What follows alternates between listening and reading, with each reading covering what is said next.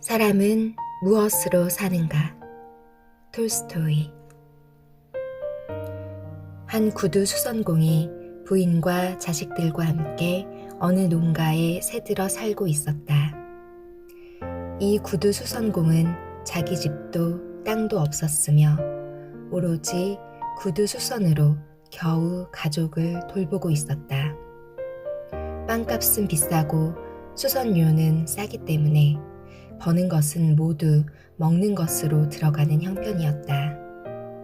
이 구두 수선공은 부인과 둘이서 하나밖에 없는 모피 외투를 서로 번갈아 입었는데 그것마저도 낡아서 누더기가 돼버렸다. 그래서 2년 전부터 양가죽을 사들여 새 외투를 만들려고 마음먹고 있었다. 초가을로 접어들자 이 구두 수선공에게도 조금은 여유가 생겼다. 부인의 손지갑 속에는 3루블이 들어있었고 또 마을 사람들에게 5루블 20코페이카를 빌려준 것이 있었다. 그래서 구두 수선공은 이른 아침부터 양가죽을 사기 위해 마을 사람들을 찾아갈 준비를 했다. 그는 식사를 마치자 로바슈카 위에 부인의 면 네일을 껴입고 다시 모직 외투를 걸친 다음 3루블의 지폐를 주머니에 넣고 나뭇가지로 지팡이를 만들어 마을을 향해 길을 떠나면서 이렇게 생각했다. 마을 사람들에게 빌려준 5루블을 받고 주머니에 있는 3루블을 보태어 새 외투를 만들 양가죽을 사는 거야. 구두 수선공은 마을에 이르러 한 농부의 집을 찾아갔다. 그러나 주인은 출타 중이었다. 그의 부인은 일주일 안으로 돈을 보내겠다고 약속했을 뿐이었다. 또 다른 집을 찾아갔으나 그 농부도 지금은 돈이 한 푼도 없다고 하나님께 맹세하면서 장화 수선비라고 20코페이카를 줄 뿐이었다. 구두 수선공은 할 수 없이 가죽을 외상으로 사려고 했으나 가죽 장수는 외상을 주려고 하지 않았다. 돈을 가져와요. 돈만 가져오면 마음에 드는 것으로 줄 테니까. 외상이라면 얼마나 어려운지 진절머리가 나요. 이렇게 해서 구두 수선공은 겨우 수선비 20코페이카와 어느 집에서 낡은 털 장화 수선하는 일을 얻었을 뿐 빌려준 돈은 받지 못하고 그냥 집으로 돌아가게 되었다. 구두 수선공은 기분이 상하고 힘이 빠져 20코페이카를 몽땅 털어 술을 마셔버리고 양가죽은 사지 못한 채 집으로 돌아가고 있었다. 집을 나설 때에는 좀 추운 것 같았으나 술 한 잔을 마시고 나니 모피 외투가 없어도 따뜻했다. 구두 수선공은 한 손에 든 지팡이로 꽁꽁 언 땅을 두드리고 다른 손에 든 털 장화를 휘두르며 혼잣말로 중얼거렸다. 모피 외투 같은 건 없어도 괜찮아. 술 한 잔을 하고 나니 온몸이 후끈후끈 하는걸? 가죽옷 따위는 필요 없어. 나란 존재도 귀하단 말씀이야. 그렇고 말고. 모피 외투쯤 없어도 살아갈 수 있어. 나에겐 한평생 그런 것은 필요 없어. 그런데 여편네가 가만히 있지 않을 텐데 정말 골치 아프게 되었군. 나는 죽을 힘을 다해 일하는데 언제나 콧방귀만 끼고 있으니 우라가 치민단 말이야. 만약 이번에도 돈을 갚지 않으면 그놈의 모자를 빼앗아 버릴 테다. 그렇게 하고 말고. 그런데 이 무슨 짓들인가? 고작 20코페이카를 주다니. 이걸 가지고 무얼 한단 말인가? 기껏해야 술 한잔 마시면 그뿐인걸. 그래, 네 놈들은 어렵다고 엄살을 부리지만 나는 더 죽을 지경이야. 너희들은 집도 있고 가축도 있고 그 외에도 가진 것이 많지만 내게는 고작해야 이 낡은 외투뿐이야. 너희들은 농사를 지어 빵을 얻지만 나는 모든 것을 내가 벌어서 돈을 내고 사야 해. 어떻게 해서라도 일주일에 3루블은 빵값으로 치러야 돼. 집에 돌아가 빵이라도 떨어졌으면 당장 1루블 반은 써야 해. 이런 형편이니 제발 너도 내 돈을 갚을 생각을 하란 말이야. 이렇게 중얼거리면서 이윽고 길 모퉁이에 교회 근처까지 왔다. 그때 교회 뒤에서 무엇인가 흰 물체가 보였다. 이미 어두워졌기 때문에 구두 수성공은 가만히 지켜보았지만 그것이 무엇인지 분간할 수가 없었다. 여기에 저런 돌 같은 건 없었는데 그럼 가축인가? 짐승 같지는 않은데 머리는 사람같이 보이는데 사람치고는 너무 하얀 것 같고 그리고 사람이라면 이런 곳에 있을 리가 없지. 구두 수성공은 좀 더 가까이 다가갔다.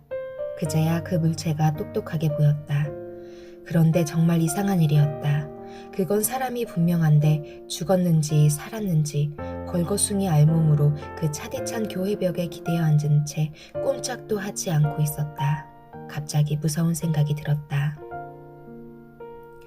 아마도 나쁜 놈들이 저 사람을 죽인 후에 옷가지를 벗기고 여기에다 버린 것이 틀림없어.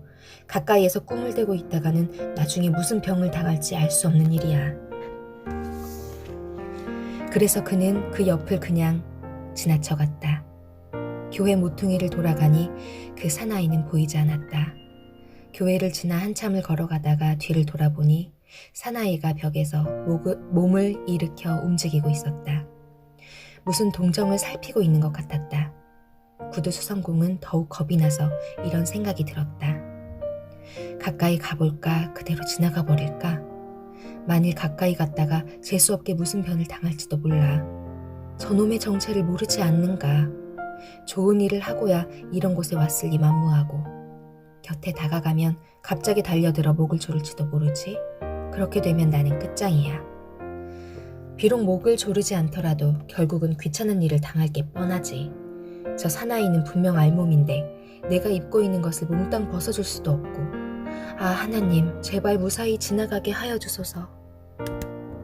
그렇게 구두 수성공은 걸음을 재촉했다. 교회를 어느 정도 벗어나게 되자 갑자기 양심의 소리가 들려오기 시작했다. 그래서 걸음을 멈춰서서 중얼거렸다. 세문, 도대체 너는 무엇을 망설이는 거냐? 사람이 저렇게 죽어가고 있는데 너는 겁을 먹고 슬그머니 도망치려 하다니. 네가 대단한 부자인가? 빼앗길 만한 물건이라도 있단 말인가? 그건 좋지 않은 짓이야, 세문. 결국 구두 수성공은 발길을 되돌려 그 사나이에게 다가갔다. 구두 수성공이 사나이에게 가까이 다가가서 자세히 살펴보니 그는 젊고 힘도 있는 것 같고 몸에는 아무런 상처도 없었다. 그러나 추위 때문에 몸이 얼어 몹시 겁을 먹고 있는 듯 했다. 그는 벽에 기대어 앉은 채 세문 쪽을 보려고도 하지 않았다. 너무 지친 나머지 눈을 들어 쳐다볼 수도 없는 형편이었다. 하지만 세문이 더욱 가까이 다가가자 그제야 고개를 들고 세문을 바라보았다. 사나이의 눈이 세문과 마주치자 세문은 사나이에 대한 동정이 솟아났다. 그래서 손에 들었던 털 장화를 땅바닥에 집어던지고 허리띠를 풀어 장화 위에 놓고는 급히 외투를 벗었다. 이러고 있으면 어떻게 되는 줄 알아? 빨리 이것을 입어요. 자. 세문은 양팔로 사나이를 부축하여 일으켰다. 사나이는 겨우 일어났다.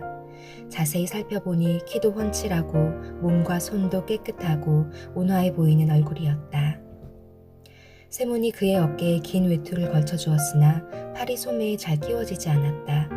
세문은 소매를 끼워주고 옷자락을 이리저리 당겨 허리띠까지 메어주었다. 세문은 자기가 쓰고 있던 낡은 모자도 벗어 떨고 있는 젊은이에게 씌워주려고 벗었더니 머리가 차가웠기 때문에 나는 머리가 벗겨졌지만 이 젊은이는 머리숱이 많으니까 하고 모자를 다시 썼다. 그보다는 장화를 신겨주는 편이 훨씬 낫겠지. 그래서 세문은 젊은이를 다시 앉히고 털 장화를 신겼다. 그러고 나서 말했다. 젊은이, 왜 말이 없나? 이런 곳에서 겨울을 날 셈인가? 날씨가 추우니 빨리 집으로 가야지. 걸을 힘이 없는가? 자, 여기 내 지팡이가 있으니 짚고 걸어요. 자, 기운을 내요. 그러자 사나이는 걷기 시작했다. 별로 힘들지 않게 잘 걸었다. 두 사람이 걷기 시작했을 때 세문이 말을 꺼냈다. 자네는 대체 어디서 왔는가? 저는 이 고장에 사는 사람이 아닙니다. 이 고장 사람들은 내가 다 알지. 그런데 왜 이런 곳에 왔나? 더구나 교회 모퉁이에 왜 이러고 있는 건가? 그 이유는 말씀드릴 수 없습니다. 틀림없이 못된 놈들에게 봉변을 당했겠지? 아닙니다. 그 누구도 저를 해치지 않았습니다. 저는 하나님의 벌을 받은 것입니다. 물론 모든 일은 하나님의 뜻이니까. 그러나 이제 어디라도 좀 들어가 쉬어야 할 게 아닌가? 대체 어디로 갈 작정인가? 갈 곳은 없습니다. 저는 어디든 좋습니다. 세모는 깜짝 놀랐다. 젊은이는 불량한 사람은 아닌 것 같았고 말씨도 공손한데 자세한 내막을 말하려 하지 않았다. 세모는 마음속으로 생각했다. 세상에는 말 못할 사정도 있지. 그리고 젊은이에게 말했다. 그러면 우리 집으로 같이 가는 것이 어떤가? 몸을 녹이면 정신도 날 테니까. 세몬이 걷기 시작하자 이 낯선 젊은이는 조금도 뒤처지지 않고 잘 따라왔다. 찬바람이 세몬의 내이 속을 파고 들어오자 술이 점점 깨면서 추위를 느끼기 시작했다. 세몬은 코를 실룩거리며 아내의 속옷 자락을 여미면서 은근히 걱정이 되었다. 아니, 어찌된 외투란 말인가? 양가죽을 사러 갔다가 외투도 없이 돌아가니 더군다나 벌거숭이 사나이까지 데리고. 마트리오나가 대단히 화를 내겠지? 마트리오나 생각을 하자 세몬의 마음은 갑자기 침울해졌다. 그러나 옆에 걷고 있는 사나이를 바라보고 또 교회 모퉁이에서 이 사나이를 처음 발견했을 때 자신을 쳐다보던 눈길을 생각하자 다시 마음이 유쾌해졌다. 세몬의 아내는 재빨리 집안일을 마쳤다. 장작을 쪼개고 물을 깃고 아이들과 같이 저녁 식사를 끝내고 깊은 생각에 잠겼다. 빵을 언제 굽는 것이 좋을까? 저녁에 할까? 내일 아침에 할까? 하고 궁리하고 있었다. 아직 커다란 빵 조각이 남아있었다. 세몬이 밖에서 식사를 하고 오면 저녁은 많이 먹지 않겠지? 그러면 내일 아침은 이것으로 충분하겠지. 마트리오나는 큰 빵 조각을 만지면서 궁리하였다. 오늘 저녁에는 빵을 굽지 않아도 되겠다. 밀가루도 조금밖에 없으니 이것으로 금요일까지 먹도록 하자. 마트리오나는 빵 굽는 일을 그만두기로 하고 남편의 옷을 깁기 시작했다. 그녀는 바느질을 하면서 남편이 어떤 가죽을 사올 것인가 생각하고 있었다. 모피가게 주인에게 속아 넘어가지 않았으면 좋겠는데 그이는 사람이 워낙 좋아서 알 수가 없어. 그이는 절대로 남을 속이지 못하지만 어린애한테도 맥없이 속아 넘어가니 믿을 수가 없어. 8루블이라면 적은 액수는 아니니까 그만한 돈이면 좋은 외투를 만들 수 있을 거야. 지난 겨울에는 모피 외투가 없어서 얼마나 고생을 했는가.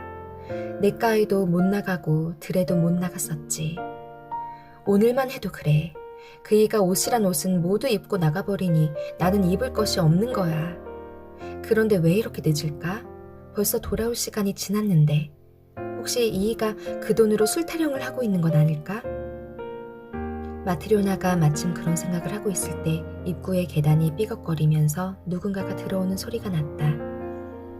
마트리오나는 바늘을 옷감에 꽂아놓고 문 밖으로 나가니 사나이 둘이 들어서는 것이었다. 남편 곁에는 젊은 사나이가 털 장화를 신고 모자도 없이 서 있었다. 마트리오나는 곧 남편이 술을 마셨다는 것을 알아차렸다. 그러면 그렇지, 술을 마시고 왔군. 남편을 다시 쳐다보니 긴 외투도 입지 않고 속옷 차림에다 빈손으로 서 있었다. 마트리오나는 화가 머리 끝까지 치밀어 올랐다. 그 돈으로 몽땅 마셔버린 거야. 형편없는 이런 건달하고 잔뜩 술을 마시고 또 집에까지 끌고 왔구만. 마트리오나는 두 사람 뒤를 따라 들어가다가 이 낯선 젊은이가 입고 있는 외투가 바로 자신들의 것임을 알았다. 외투 속에는 네이도 입은 것 같지 않았고 모자도 쓰고 있지 않았다. 방에 들어온 젊은 사나이는 앉지도 않고 그냥 선 채 고개도 들지 않았다. 그래서 마트리오나는 분명 이 사람은 무슨 나쁜 일을 저질러 겁을 먹고 있는 거라고 생각했다. 마트리오나는 이맛살을 찌푸리며 난로가에서 물러나 두 사람의 동정을 살펴보기로 했다. 세모는 모자를 벗고 아무렇지도 않다는 듯이 태연하게 의자에 걸터 앉았다. 이봐, 왜 그러고 있어? 저녁 준비를 해야지. 마트리오나는 아무런 대꾸도 않고 그대로 서 있었다. 그리고 두 사람의 눈치를 살폈다. 세모는 부인이 화가 나 있음을 알고 할 수 없다는 듯이 젊은 사나이의 손을 잡고 말했다. 자, 앉아요. 저녁 식사를 해야지. 그러자 사나이는 의자에 앉았다. 그래, 저녁 준비가 안 됐는가? 마트료나는 마침내 화가 나서 소리를 질렀다. 안 되긴 왜 안 돼요? 준비는 했죠. 그러나 당신을 위해 준비한 건 아니에요. 그 꼴을 보니 당신은 술만 퍼마시고 다녔군요. 가죽을 사러 간다더니 외투도 없이 빈손으로 돌아오고 거기다 불황자까지 데리고 오다니 당신들 같은 주정뱅이에게 줄 음식은 없어요. 그만해요, 마트료나. 무슨 영문인지 모르면서 함부로 화를 내면 못 써요. 그런 말을 하기 전에 어떤 일이 있었는지 알아보는 것이 어때? 세모는 긴 외투 주머니에서 돈을 꺼내어 부인에게 내밀었다. 돈은 여기 그대로 있다고.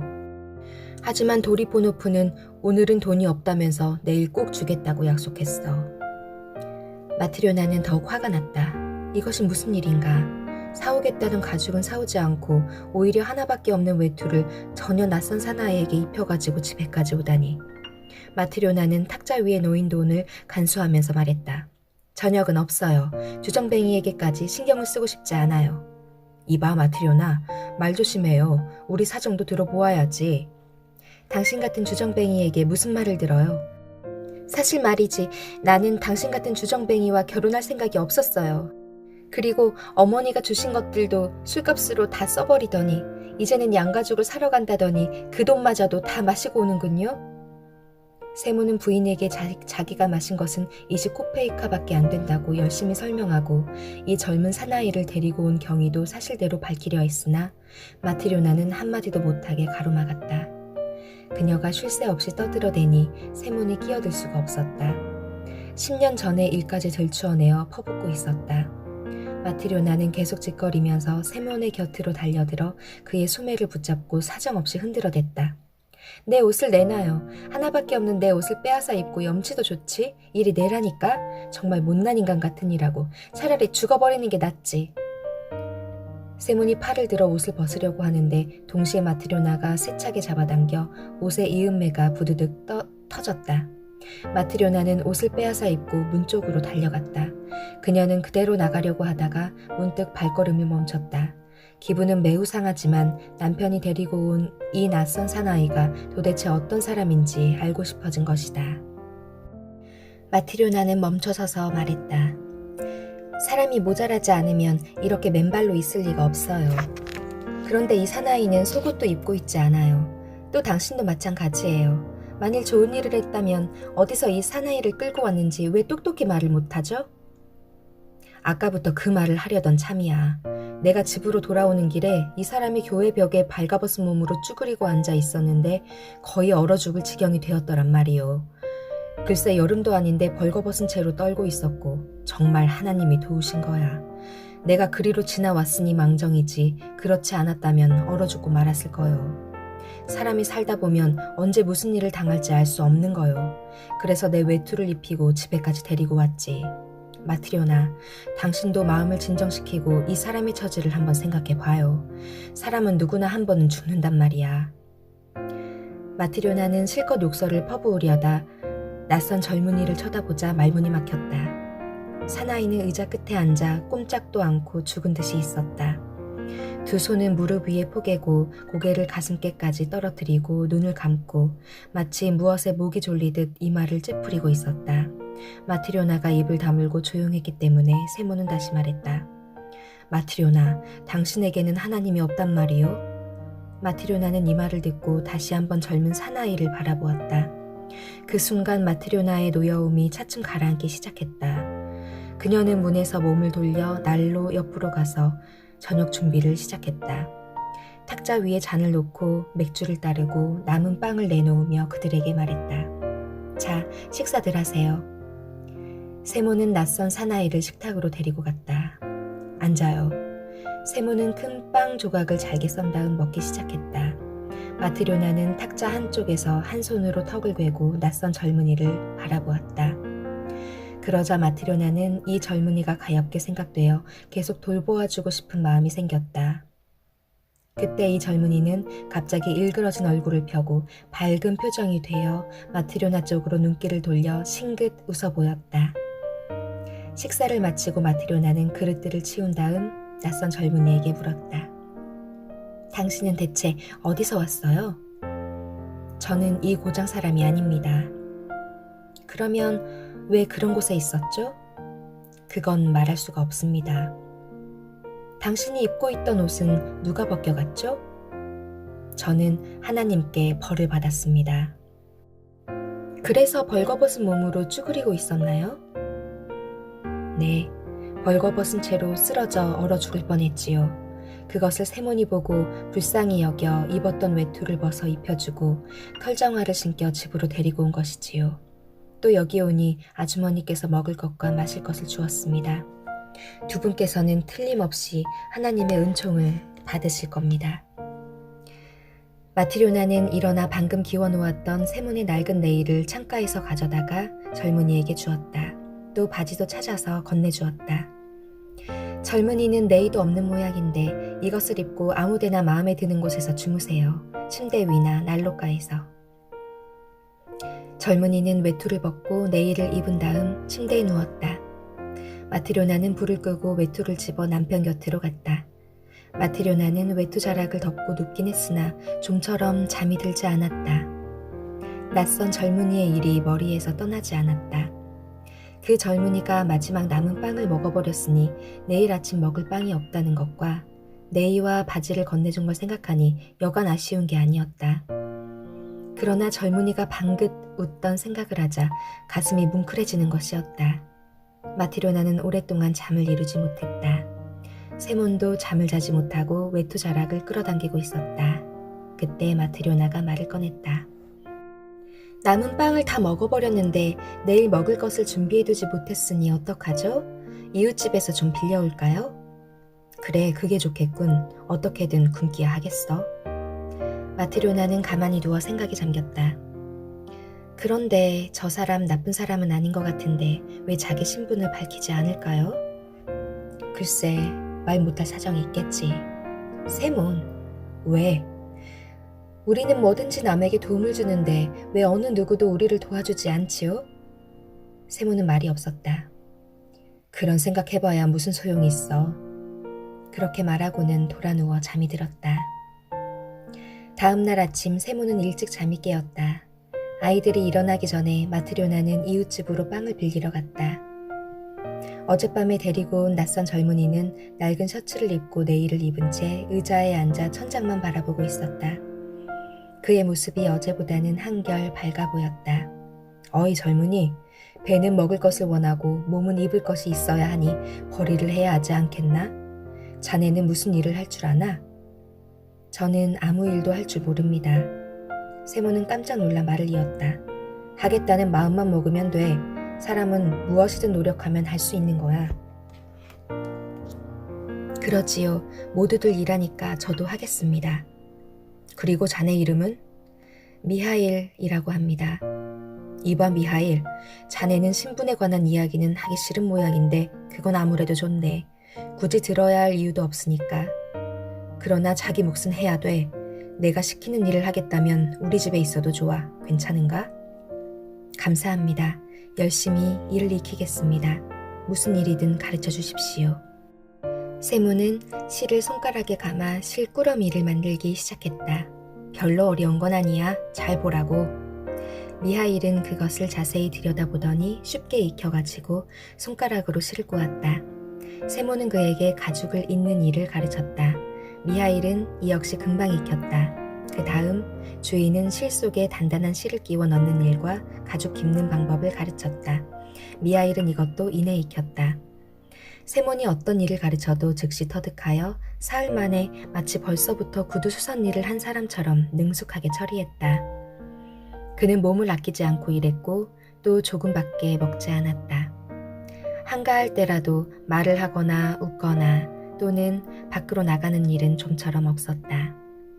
미하일이 유일하게 웃었던 일은 마트료나가 그를 위해 저녁 식사 준비를 하던 첫 대면의 순간뿐이었다. 날이 가고 달이 가고 그렇게 해서 1년이란 세월이 흘렀다. 미하일은 여전히 세몬의 집에서 부지런히 일했는데 세몬의 직공으로서 인기가 높아서 미하일만큼 튼튼하고 멋있는 구두를 만드는 사람은 없다고 소문이 돌자 이웃 마을에서까지 주문이 밀려들어 세몬의 수입은 점점 늘어갔다. 어느 겨울날 세몬이 미하일과 함께 일을 하고 있는데 방울 소리가 요란하게 들리더니 집 앞에 삼두마차가 멈췄다. 창문으로 내다보니 마차가 집 앞에서 멈추고 젊은 사람이 마부석에서 뛰어내려 마차의 문을 열었다. 그러자 마차 안에서 모피 외투를 걸친 점잖은 신사 한 분이 나왔다. 그 신사는 세몬의 가게를 향해 층계를 올라왔다. 신사가 문 앞에 이르자 마트료나가 달려나가 문을 열었다. 신사는 허리를 구부리고 들어와 다시 허리를 폈는데 아주 키가 커서 머리가 천장에 닿을 정도이고 몸집도 방 안을 채울 만큼 거대하였다. 세몬은 일어나 인사를 했으나 신사의 큰 몸집에 어안이 벙벙해졌다. 이제까지 이런 사람을 본 적이 없었다. 세몬은 몸이 마르고 키가 호리호리한 체격이었다. 미하일 역시 깡마른 편이며 마트료나도 마치 마른 나뭇가지처럼 말랐는데 이 신사는 딴 세상에서 온 사람처럼 얼굴은 붉고 윤기가 돌며 목은 황소처럼 굵은 것이 마치 몸 전체는 무쇠로 만들어진 것 같았다. 신사는 크게 숨을 내쉬더니 모피 외투를 벗은 후 의자에 앉아 다음과 같이 말했다. 이 가게 주인이 누군가? 세몬이 나서며 말했다. 네, 제가 주인입니다, 손님. 그러자 신사는 큰 소리로 하인에게 말했다. 페지카, 그것을 이리 가져와. 젊은이가 달려가서 무슨 꾸러미를 가지고 왔다. 신사는 그것을 받아 탁자 위에 놓고 풀어라 하고 젊은이에게 명령했다. 젊은이가 보따리를 풀었다. 그것은 가죽이었다. 신사는 가죽을 손가락으로 찌르며 세몬에게 말했다. 주인, 이게 대체 어떤 물건인 줄 알겠나? 네, 알겠습니다. 이봐, 이 가죽을 정말 안단 말인가? 세몬이 가죽을 만져보고 대답했다. 아주 좋은 가죽입니다. 그야 물론 좋은 가죽이지. 자네 같은 친구는 한 번도 보지 못했을 걸세. 독일제 가죽인데 20루블이나 주었다고. 세몬은 겁먹은 표정으로 대답했다. 저 같은 놈은 구경도 못했습니다. 그야 그렇겠지. 그럼 이 가죽으로 내 발에 꼭 맞는 구두를 지을 수 있겠나?